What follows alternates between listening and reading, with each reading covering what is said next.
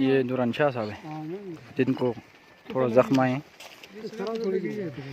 Sir में थोड़ा जख्म इनके है।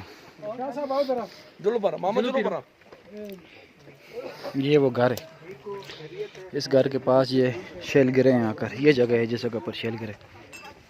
ये आपको आदमी खड़े हुए नज़र आ रहे हैं, ये वो एग्जैक्ट जगह है।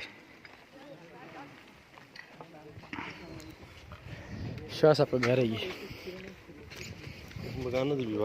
हाँ बनाना, इस मूवी मकान की मूवी बना रहे हैं हम लोग।